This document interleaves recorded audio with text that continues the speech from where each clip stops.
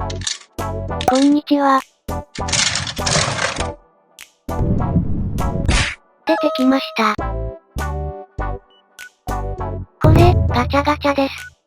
子供の頃私もよくやっていましたが、その時毎回、運よく一気に2個出てこないかななんて思っていました。では、なんで必ず1個ずつ出てくるのか、今回は、その仕組みを簡単に説明してみます。では行ってみよう。どう見てもガチャガチャですね。うまく作ることができました。このハンドルを回せば、カプセルが出てきます。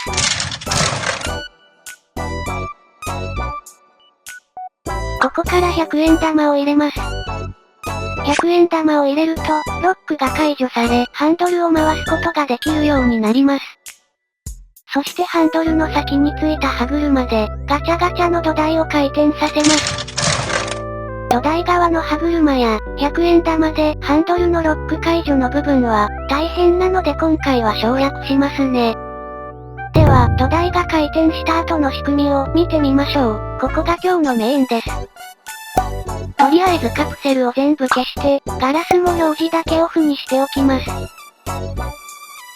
中身はこんな風になっており、今回は穴はここに開けました。穴の上にはバネがあり、これがカプセルを一つずつ落とす鍵になります。3つの棒はかき混ぜるようで、中心の1本の棒はカプセルが真ん中に停滞するのを防ぐためですね。ではカプセルを一つだけ置いて回してみましょう。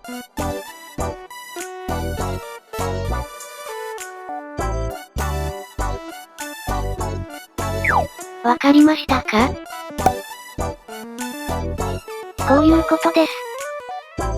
バネは伸縮するので、下からカプセルが潜り込んで穴に落ちることができます。ちなみに、このバネの再現の仕方を思いつくのに、結構時間がかかりました。バネの下には潜り込むことはできますが、上からはバネが邪魔になって穴に落ちることができません。これがガチャガチャの、必ずカプセルが一つずつしか出てこない仕組みですね。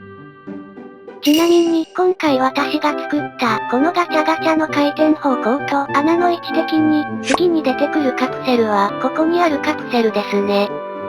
この設計では、正面から丸見えなので、買う人が次のカプセルの中身を見て、買うのをやめるかもしれませんね。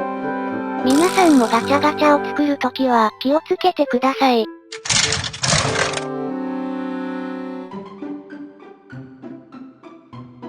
周りの4本の柱や、横の板は、カプセルが周りに残るのを防ぐためですね。